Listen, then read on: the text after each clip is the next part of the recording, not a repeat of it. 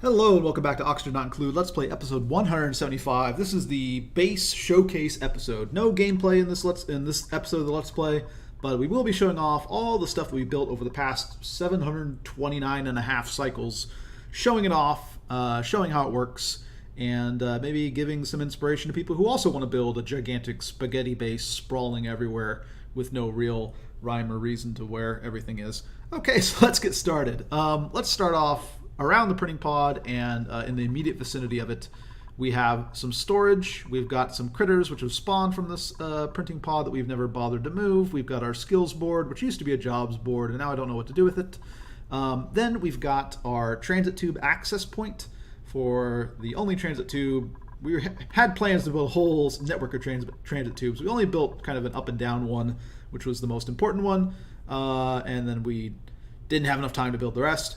We also have a gymnasium over here, which is what powers our transit tube access. They can look at these inspiring masterpieces as they run around on their hamster wheels. Not really sure this is good in terms of a practical point of view. Probably should just be more coal and hooked up to some more reliable power source. But who knows? Maybe this will be relevant at some point. It certainly was more relevant when training up athletics was a really crucial thing for the base. Above the printing pod, we have our first Great Hall. We have a bunch of hanging pots with mirth leaf, the best leaf, if you ask me. Now that Buddy Bud makes people allergic, and yeah, we've just left it on the ground. After the update, we took on almost immediately an allergic dupe, and they have just been stressed out ever since. Our allergic dupes are just having problems, and they've been stress eating all of our calories, which is really fun. And I just haven't really cared to make them their allergy medicine because I've been lazy. But, you know, we have Mirthleaf now, so now the only source of these floral scents that they get is down here at our bristleberry farms. Hasn't helped at all, but still, you know, Mirthleaf. Mirthleaf is the way to go. It's mirthy, it's happy, makes everybody smile. We have some nice, fine quality paintings along here. Some copper ore mess tables, very fancy, very bougie. The most important part, we have attached to it a nice little pantry here where we have our refrigerators submerged in CO2. If I cared to, I could actually put a nice big statue right here. That would be fancy and nice. I didn't think of doing that in time for this episode, but would make this look a lot cooler. Above that, we have one of our oxygen generation facilities. This is really overkill, honestly. A single one of these algae terrariums is actually able to support 6 of my duplicates, because every single one of my 43 duplicates has the trait diver's lungs. That was the stipulation of this run. We accept any and all duplicates that have diver's lungs. We accept no other duplicates, and we accept all of them that come by. In fact, come to speak of it, do I have another one here? No. I'll take some dirt. Print me some dirt. But the best setup of this is pretty simple. We have a series of algae terrariums. We have a way that duplicates can come down and deliver algae to them. I haven't automated this system yet. We have a ton of deodorizers up top that are just producing tons of clay. And then we just have a liquid valve here set to 3,300 grams per second, which is a little bit less than what these need, but they aren't cleaned out.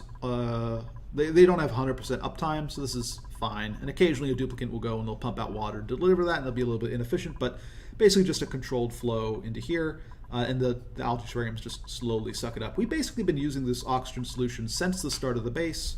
We have another one below the printing pod over here. Basically the same story. This one a little bit less compact, but same dealio. We have a liquid vent. It's attached to a liquid valve. It's putting in water. What is this one set to? This one's at 3,500, so a little bit faster, but same deal. And these have been supplying the oxygen for our base for since the beginning. These are basically the first oxygen generating structures that I ever built in my base.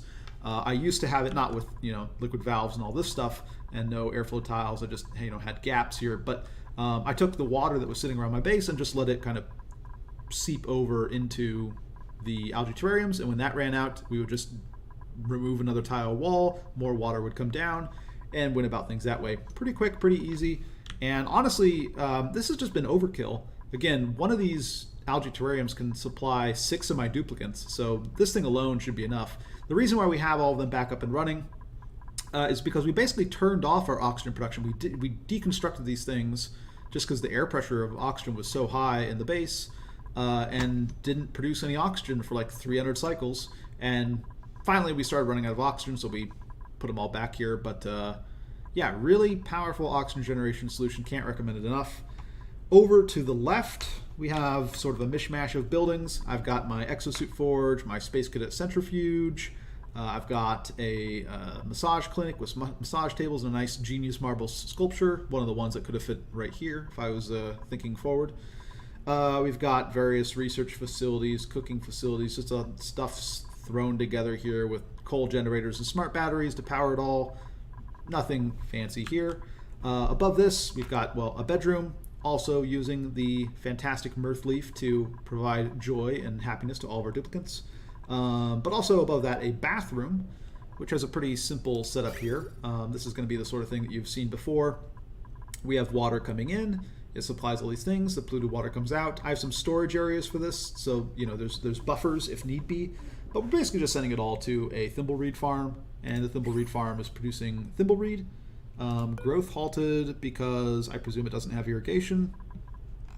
Doesn't actually. It has all these things checkmarked, so something is stopping the growth from happening here. Probably not enough polluted water, but we've got just tons of thimbleweed. I have 50 reed fiber here, 66. It's just tons of thimbleweed fiber. We could build a lot more paintings, do a lot more stuff with this, but this is a nice, easy way to deposit or to basically get rid of our germy water. Just throw it in something like this. Pretty easy. Above that, we have our water storage for our bathrooms. Always want to keep this full. Never want these bathrooms to go offline. Above this, we have a secondary kind of overflow mess hall for new duplicants that have shown up, and a music room, jukebox, some nice, very bougie crown molding, very nice, along with, I don't know, screen doors. It's fancy, trust me. And they come in here and they dance their cares away. Dance. Haven't really needed anything else in terms of stress or morale. In fact, this is a little bit overkill, honestly. Really, the main source of stress right now is just the duplicants that are allergic, keep running into floral scents, and I've been too lazy to either make them medicine or remove the floral scents from where they live. Kind of rough for them, but so be it. We have more bedrooms lying about, some of them in a more dense structure, some of them a little bit more spread out. No rhyme or reason to this. I started with the less dense thing, and then as I got lazier and lazier, I went to denser and denser, and I'm not sure all of my duplicants actually have places to sleep at the moment. 4, 8, 11, 20, 24, 36, 39? Yeah, we're not even close. I actually need a whole new bedroom for these guys. There are 4 of them that are just apparently sleeping on the ground. Fair enough. Like I said, we haven't really finished. It's only cycle 729, guys. I'm almost done, but you know, just a few little things we haven't figured out. We have another overflow mess hall, just slapped together. Bunch of dudes here. Again, bunch of bedrooms beneath them. More bedrooms over here. Here I've switched to Bluffbriars. This is the, you know, we have like themed rooms. You know, we have the nice Mirthleaf and Masterpieces room, and then this is for people who want the more briary experience. And then for the true aesthetics among us, you know, we have the bear room, which I didn't bother. I mean, granted, there are some people sleeping on the floor, so you know, there should be a bedroom here that we haven't built. Be happy that you have the good fortune to actually have a bed, and don't bother me anymore. Okay, we have a slap together med bay, pretty simple. Lavatory that isn't hooked up, plus mess table, plus some random stuff. I've been playing around with these things. I didn't know that they needed to be in a med bay, so they're up here. But after the new update, I kind of played around with some of the stuff. I'm not going to actually build any of the things that are necessary for this, because I believe medicine vials require sun nymph eggs and tungsten. I'm too lazy to get these, and I don't want to spend any of my tungsten. So, yeah, if you get a serious disease, we're just letting you sleep it off, I think is the plan. Not the greatest of healthcare, but then again, most of my dupes don't have that many health problems. Over here, we have a water reservoir with kind of proper piping. Right, this piping means that each of these lines has priority. Everything flows smoothly. This line right here is supplying our algae terrariums. We're actually just siphoning directly off of this line to get over to here, which is fine with me. Have it at about half capacity in terms of this being filled up. People occasionally will pump water out to make up for whatever discrepancy is between how much these consume and whatever value I have on the liquid valve. I probably should just up the liquid valve, but I've just, again, been too lazy. Down here we have a farm. I haven't been mining out any new slime and haven't really been developing any new food sources because I kind of understood that the game was going to end. I was going to be done with the series around this point. So we've only got 100,000 kilocalories in the bank, and we're not really building any more because we aren't digging out any slime. We aren't doing much else with food. But this is where we were making food back in the day. Before we decided that this is where we're going to cut the base short. So that's, it's nice. We've got the CO2 here. It's, you grow mushrooms. Cool. We have over here our other big source of food, which is meat from hatches. We set up our hatch ranches. There are other ways to set up your hatch ranches. This is just a kind of an interesting one. This one basically has 94 tiles. We go to, not that overlay, the room overlay. Sorry, 96 tiles exactly. But because the hatches roam on just these 5 tiles, it's really easy for a rancher to come in, go to the grooming station, and immediately get a guy on the grooming station, right? So it's set up to make it really nice and compact in terms of ranching efficiency. And then we take the extra space that we have and we set up a gas storage system. Normally we'd be storing a bunch of oxygen in here. Right now we are not storing oxygen because we kind of came off of a cycle where we weren't generating oxygen for, I don't know, for like 200, 300 cycles. And we just now, pretty recently, like maybe 20 cycles ago, turned our oxygen back on. And we haven't replenished our oxygen stores since then. The plan was to hook up this system to 2 things. One is a whole network of vents throughout the base to keep it all nice and fresh and oxygenated. And the other was what was planned to be a gas filtration room. Just that would go down here and would be where we separate the oxygen. Right now we just actually have a simple gas pump pumping from this area over here just to store oxygen. Pretty basic, but in theory this thing could have been much more. There are other clever ways to do your hatch ranching. One is just to leave some natural tiles, and then at night they will burrow in and they won't have the debuff of being overcrowded. Or basically they'll burrow in during the day, and then during the entire day they won't have the debuff of being overcrowded. When they pop up at night they'll have the debuff, but that won't matter because they'll have advanced their reproductive cycle some amount and you'll still be good. We didn't do that. We just went with this approach. And we're kind of low on coal because for a while we were emphasizing meat production from these as opposed to coal production.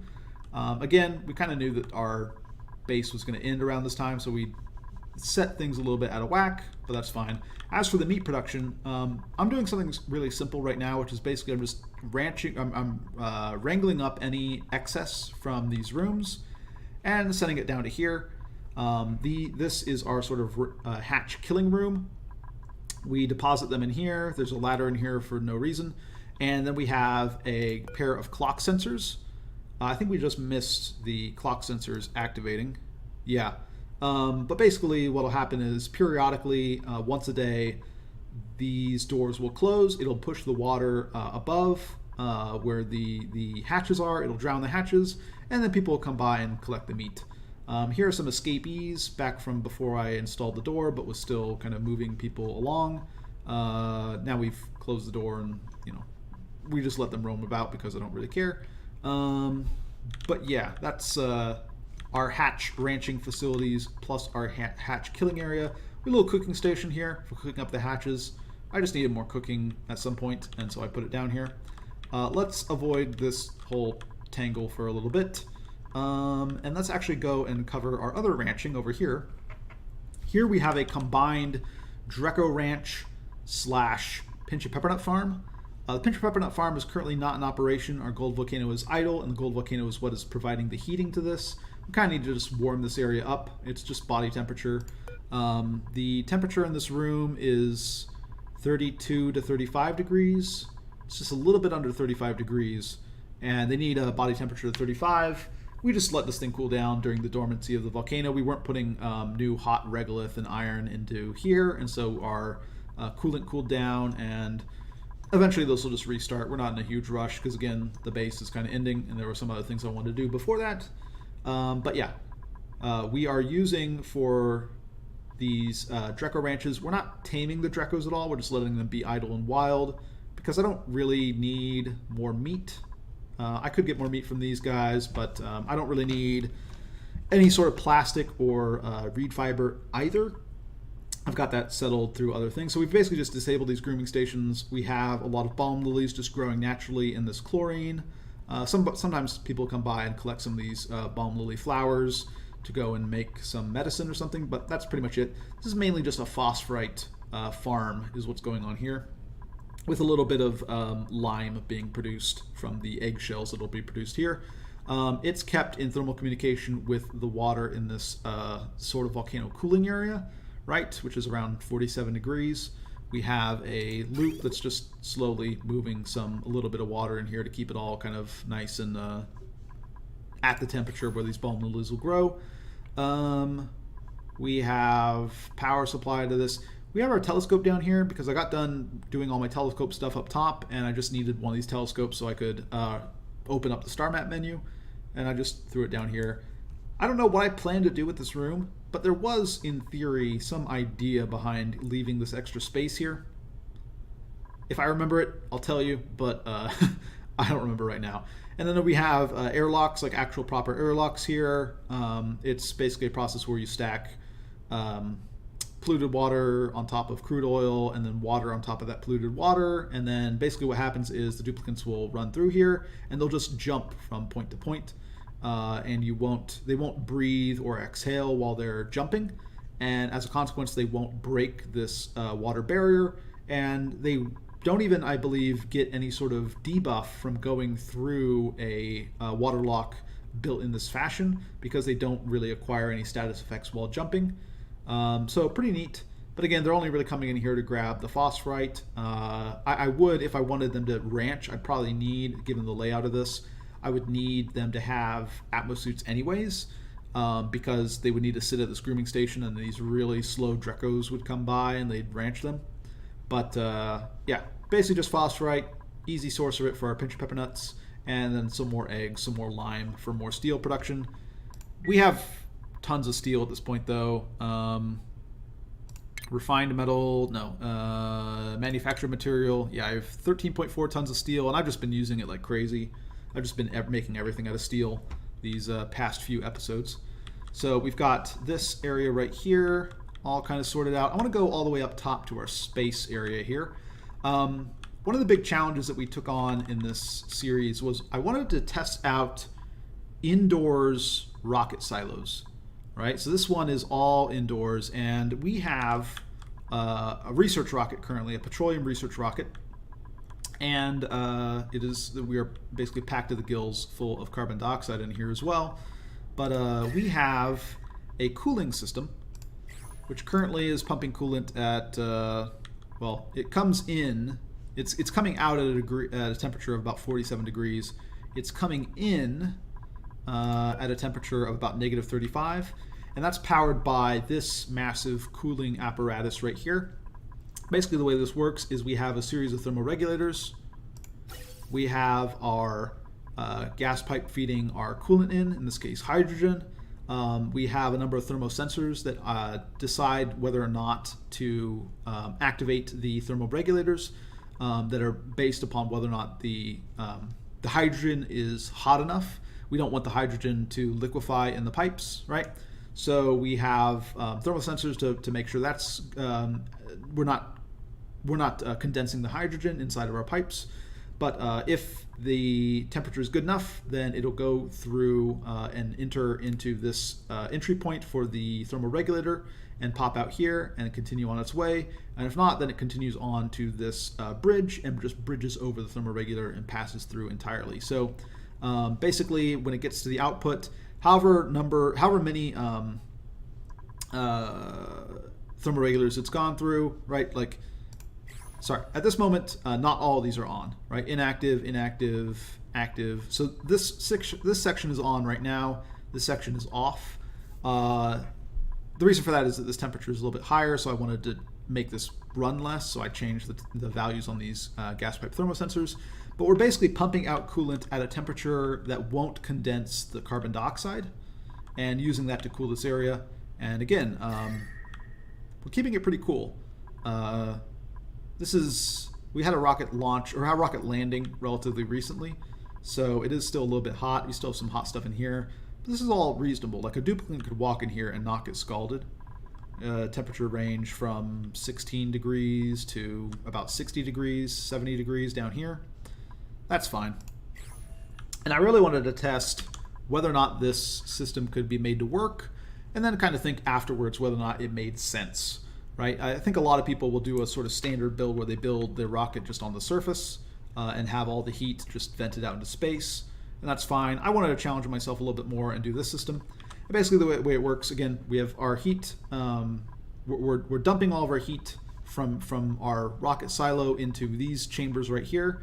We have diamond window tiles to conduct the heat into crude oil or petroleum. When the crude oil reaches a certain temperature, we can pump it into these oil refineries. It'll release it back at 75 degrees, so it'll delete any heat in excess of 75 degrees from this crude oil. And then this petroleum we can just pump right into the rocket. Right, so we have crude oil being pumped all the way from the oil biome. It's coming up into this chamber right here. It's getting heated up. When it reaches a certain temperature, we can delete that heat through these oil refineries. That dumps the petroleum down into here. And then same process. This gets heated up, and when it reaches a certain temperature, we'll just pump it out into our rocket and delete it that way effectively. We also have in tandem a liquid oxygen production facility. We ran this for a while earlier to generate steam when we used to have a steam rocket in here. That wasn't really necessary, but we decided to just kind of retrofit it for this occasion. If I was building this from scratch, I'd probably build a different thing, but we just have some thermoregulators in here. Carbon dioxide was fine, so we left it as the gas, and we're just putting in more cooling into here. So we have another cooling loop. Works essentially the same way as this cooling loop down here, right? Only now the hydrogen is at a much colder temperature. So this is the coolant loop from down here, which is keeping this room cool. And then we have the coolant loop for this, which is chilling the oxygen to its condensation point, which is just a bunch of hydrogen at negative 200, negative 202 degrees. We have some extra storage over here.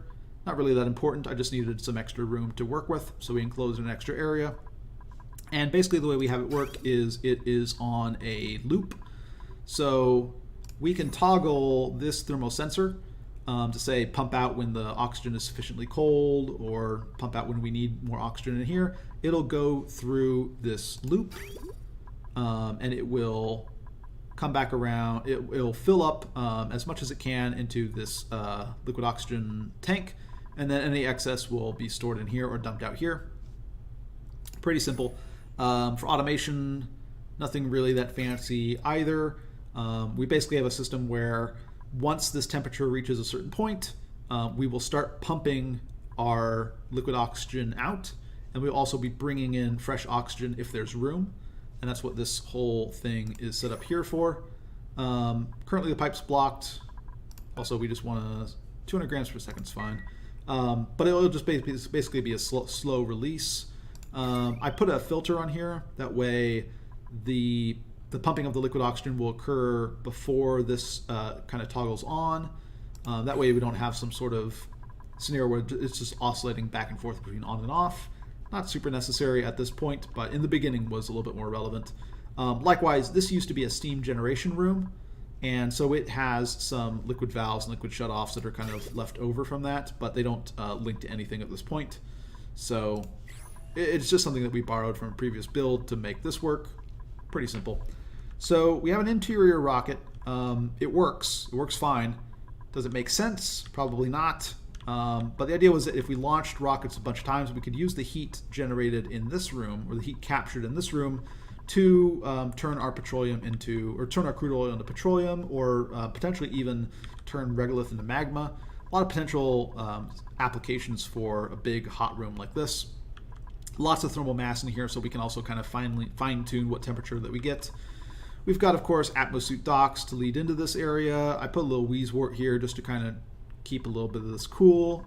We have some coolant as well. This entire room used to be kept at a constant like 200 degrees because that was the output temperature of our steam rocket, and we were just pumping steam from this tube back into our rocket, which I think is a really great build for steam rockets, but just wasn't practical for, I mean, it doesn't work obviously for a petroleum rocket. But that was the motivation for some of this other nonsense that you see here. Continuing up, this room was going to be astronaut quarters, but we never really got around to it. We have a cooling loop going through pretty much most of this area. So we're bringing in fairly cold, polluted water. For now, it's coming actually from over here. We have another polluted water geyser, and it is just bringing up through here. It used to be bringing up from below, but now it's coming through here, and it just loops around through here, cools off our system, and we slowly kind of consume. Right, we're slowly taking all this and feeding it into a water sieve, which then links up to an electrolyzer, and the electrolyzer has a mechanical filter filtering out the oxygen and hydrogen. We pump out all the hydrogen to here. In fact, I think we're close to, no, we're not close to full. We have these left to fill, but we're filling up these with hydrogen. And then here's our oxygen storage, and here's excess water storage for our electrolyzer. And yeah, other than that, we've just been manually clearing out and toggling these things. Haven't really built an automation system for our space stuff yet. This is sort of a leftover from when we had telescopes up here. We've got some storage up here just of regolith at really hot temperatures in case we need some hot regolith. We kind of have it on demand. I usually use it as like a form of thermal ballast. We have not quite cooled off this area. I put some wheezeworts in here and I've kind of let it sit. On these upper areas it's a little bit hot, 120 degrees. I didn't want this place to get too hot though, so I cleared out all of the sort of regolith and stuff, removed most of the contact thermally between this and the hot regolith that was falling, just to kind of preserve our nice gravitas area. Shovels, of course, have pooped out some regolith and whatnot into this area, which is fun, right? And some here and whatnot, but I haven't really gone in to clean all this stuff up. We have access to the reception desk and the broken elevator and the stuff, and we're leaving it at that. I haven't really played around too much with this, but had I continued playing the base, we would have made this into a nice area once we made it habitable. For now, though, it's just slowly being terraformed by these wheezeworts. We have our atmosuit dock, which of course is supplied by our electrolyzer. Right, this is the priority line for this electrolyzer. Anything excess goes into our storage, but this gas bridge makes this a priority line, and we fill up our oxygen from here. I've also sort of pumped a bunch of oxygen into this room, right, to make it breathable and whatnot. Give it some atmosphere for the wheezeworts to do their work. But yeah, we've got a lot of oxygen storage here. We used to have another entry point over here, so that's why this oxygen line is here, and this is where we had our telescopes back in the day. So that's why I have sort of these excess oxygen things here. Haven't gotten rid of them because they could still be useful, but I'm not really playing the base anymore, so they're not really necessary. Not sure why I have these manual generators here, but back in the day, I guess apparently they were important. We have various artifacts stored around here as well.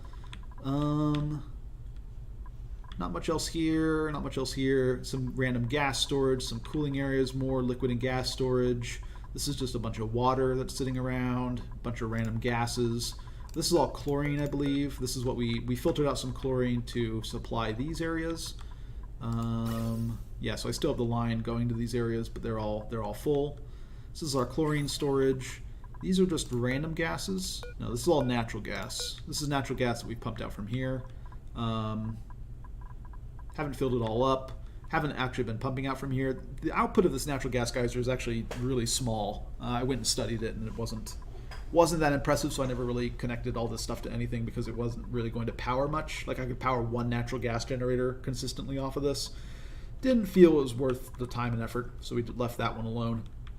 But we did capture a lot of the natural gas that used to be in here. This is just a big overflowing cool slush geyser. There's been a lot of water on this map. This map has had a ton of water, and I haven't really known what to do with it. I've just had too much of it, so I've just kind of left that to its own devices. Here's a lot of areas we just haven't broken into. This is where we farmed a lot of our early sleet wheat back in the day, and once we moved to other food sources, we just kind of let it deteriorate. A lot of ceramic production down here, just a fairly temperature-controlled area. We opened this up to the cold, and then we put a lot of heat-generating stuff here, and every once in a while we'll produce a bunch of ceramic. Not the biggest of deals. I mean, I have 49 tons of ceramic at this point. Yeah, that's a lot of ceramic. Let's cover over here. We have a cool steam vent, which we are cooling down. I'll get to that in a little bit. We have a carbon dioxide vent, which we are cooling down. This is all relatively temperate. We have random gases and everything over here, but we also have another steam vent. We kind of harnessed this one to melt ice. There was a lot of ice that I wanted to just turn into liquid water. Not really sure why that was that important, but this is actually our main water supply, interestingly, right now. Not the most reliable water supply since we were just melting ice with it. That was it.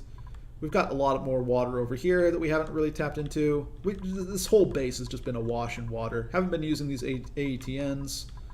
Yeah, probably need to re-hook up my system if I were to play this base any longer to have a different main water source, but this is what's supplying all of our system over here. Our bathrooms, our main reservoir, everything like that. And it's not the most reliable water source, not the largest water source. I don't have a cooling solution for this area. It's really just I'm shoving any ice that I dig out into this area. Just sort of, a build that we did quick and dirty and haven't really updated since. But yeah, let's get down into our industrial sector here. So we have a lot of water here, and we are using that to farm a bunch of bristle blossoms, which we started this before we knew that Clay was going to update these to produce allergens. And so now we have a lot of floral scents in this area, and it's big and it's open, and our allergic people just run through here, and I haven't done anything to stop them. Like, I haven't put doors on here to restrict their access or anything like that. So they're just having allergic reactions all the time because they go through here to do stuff a lot. Kind of rough, but we're using this as our water source here. Basically, we have a coolant loop, and it's cooling down this water, and we also have the coolant loop continuing over here to keep this all nice and relatively temperate, right? Pretty simple. More oxygen generation down here because we kind of needed a little bit of oxygen. I mean, we're doing fine on oxygen now, but since we had turned off our oxygen production for a long time, really it was like 200, 300 cycles, needed a little bit more to jumpstart things, so we produced more, and that got our oxygen all the way down to pretty much the areas that matter. So yeah, big old bristle blossom farm, lots of just allergens free floating everywhere because we built it before allergens were a thing. Another oxygen generation place, pretty much very similar to what we had before, liquid valve, algae terrariums. People run and supply algae. We have tons of algae, roughly 44 tons of algae. Here's our sort of industrial sector. We built this industrial sector off the basis of two things. One is this pair of cool slush geysers, which is just, we eventually had to cap them. They just produce so much polluted water, and it overflowed, and it has filled up all this area too. But this is where we initially set to going about producing steel, breaking stuff up, like a lot of our heavy industry type stuff. We set up these polymer presses. These polymer presses were also used to be cooled by the polluted water here. We had water sieves. This is how we were producing our water. This was used to be our main water supply. And we have just we have banked all of this polluted water because I compulsively think water is a really important resource that should be conserved in the game, because in most maps it is. and we're just awash in it because, as it turns out, we have cool slush geyser, cool slush geyser, cool steam vent, cool steam vent, another cool steam vent above that, which we haven't been using at all, a cool slush geyser over here that we have barely been using at all. We just had so much water this game. So yeah, we have layers and layers and layers of polluted water, all at a really cold temperature, and it keeps us all nice and chilly, of course, right? This is all nice and cold, but just took up a lot of space, a lot of materials, a lot of water. I probably should have just capped this off several hundred cycles ago and just used the water that I was just letting it overflow and fall down and get into here, and now I have a gigantic Pacu ranch, which we aren't really ranching in any particular way, but tons of water. Anyways, we were using that water to also cool down these polymer presses. We have all this these gold amalgam polymer presses. We have temp shift plates and everything. We've got all this radiant pipe. Ooh, it's very nice. We don't really use any of this anymore. Again, I have tons and tons of steel, tons and tons of plastic. How much plastic do I have? 60.7 tons. Yeah, I don't really need any more plastic. I don't need any more glass either. I have these glass forges that I set up.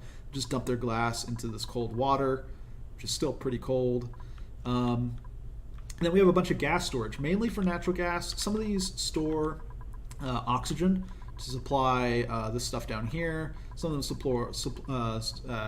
store carbon dioxide, which used to be given off by our natural gas generators in large quantities, and by a lot of other stuff, right? Our polymer presses released carbon dioxide as well, and we just pumped it all down into some really quick and dirty slickster ranches that we built. But now most of them are empty. We just have some natural gas to supply these natural gas generators here.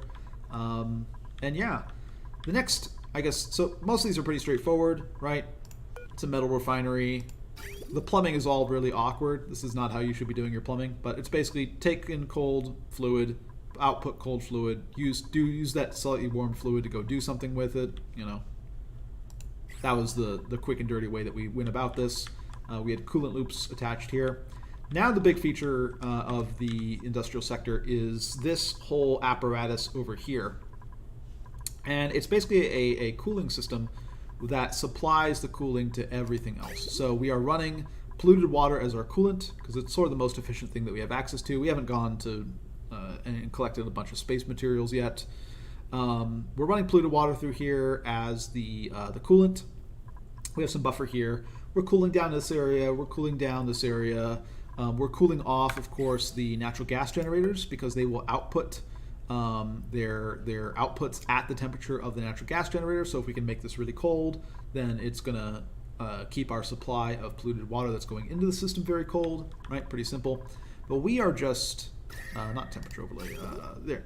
We have this coolant loop that goes pretty much wherever we want it to go. Wherever there is a need for coolant, right? Cool this area off, cool here, cool this area off in case we wanted to run our polymer presses again. Go and cool all of our farms off, make sure they stay at a decent temperature. Go up here, cool off this cool steam vent, come up here, cool off this carbon dioxide vent.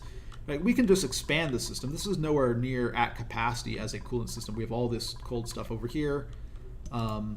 We could support a lot more cooling off of this base. We just haven't really seen a big need to.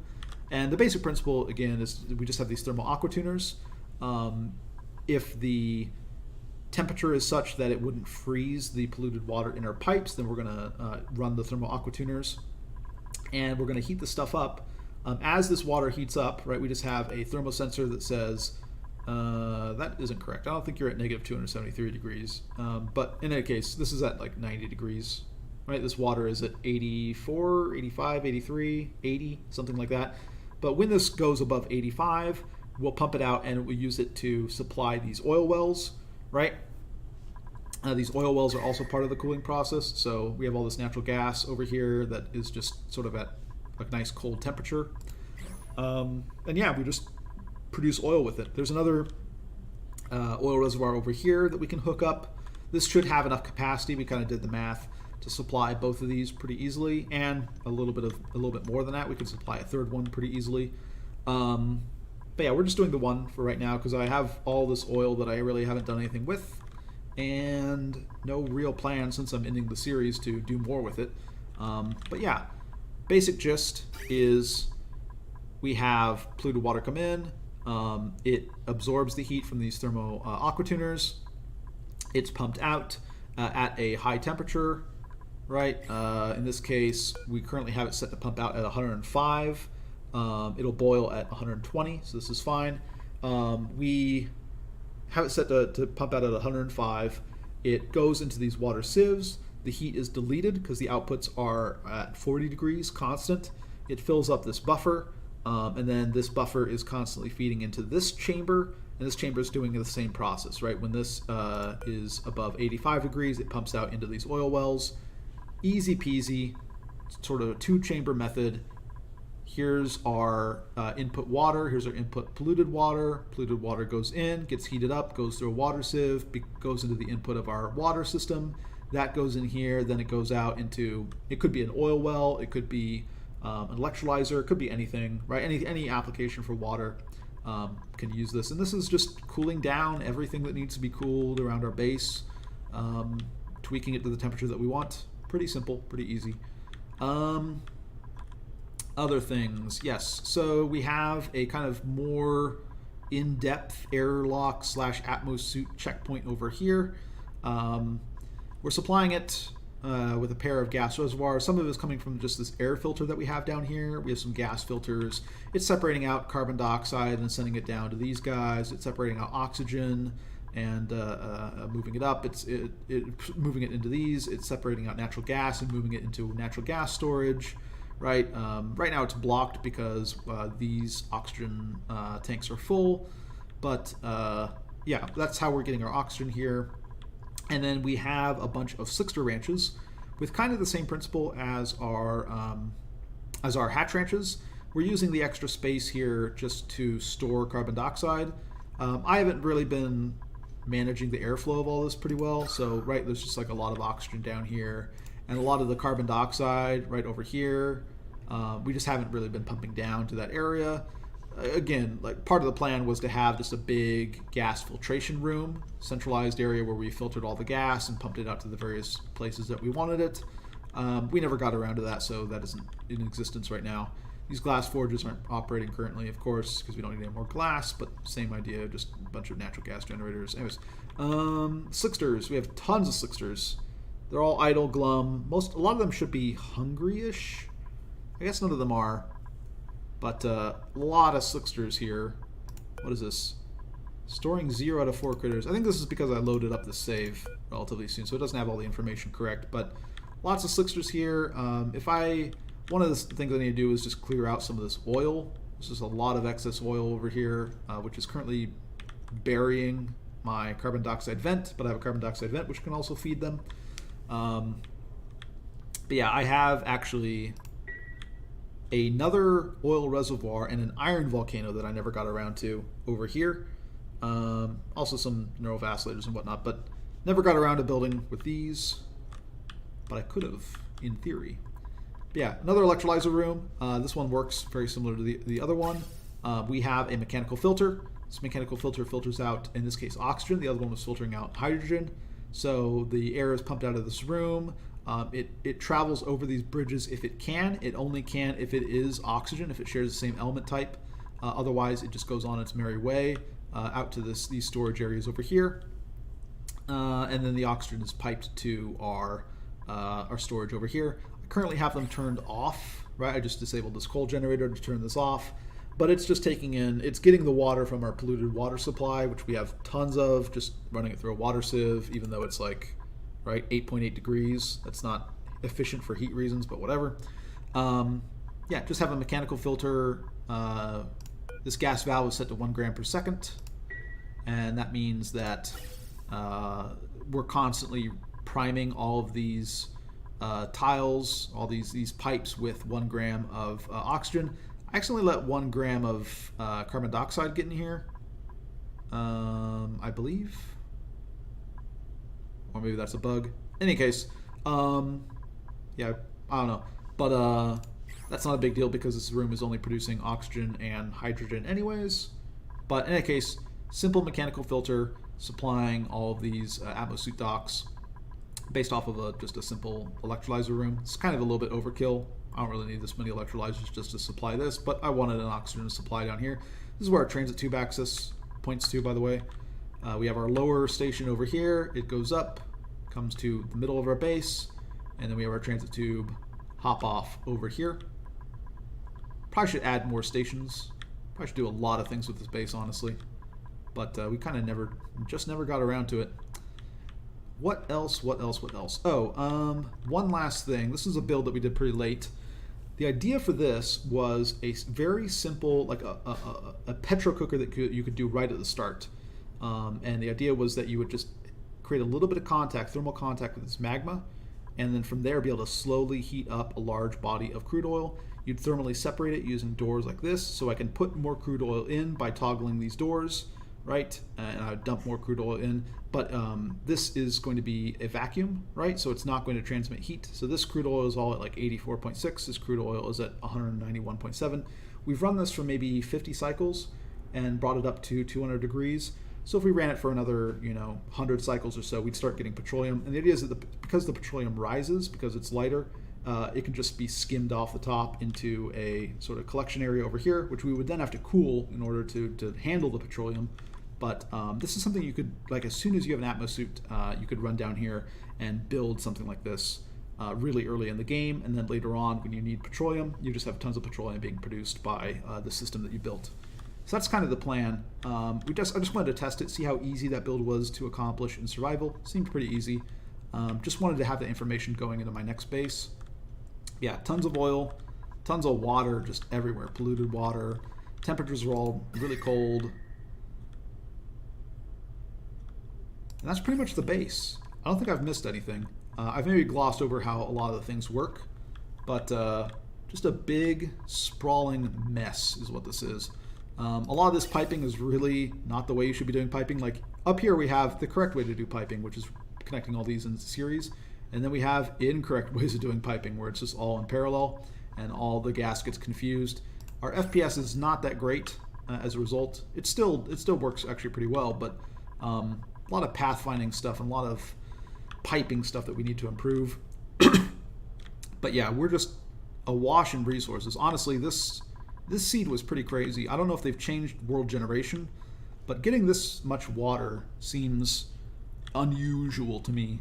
Normally I've had a lot less, and I think I probably played this seed wrong as a result. I probably shouldn't have been trying to get as much as I could out of these cool slush geysers, because I'm ending the game here. Like, I'm done playing and I have all of this polluted water just sitting here. Massive amounts. Now you might be asking, well, why didn't you just build a liquid condenser room, or like a compressor? And I kind of didn't do it because I think it's a little bit cheaty. I've really avoided using any sort of exploits in this run. But yeah, I think the easier method was just not have this produce as much water. I didn't need anywhere near the amount of water or cooling that we ended up with in this game. But yeah, let me know what you guys think. I'll have a link to the full playlist. I did a full like long form let's play as I made this entire base.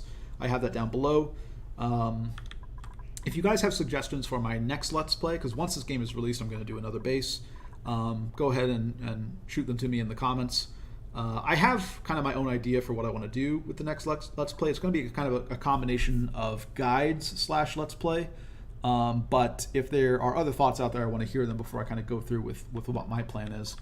And yeah, had a lot of fun with this base. I think I learned a decent amount, and that'll be the topic of the next video. There's going to be one more video in this series, and it's going to be sort of lessons learned.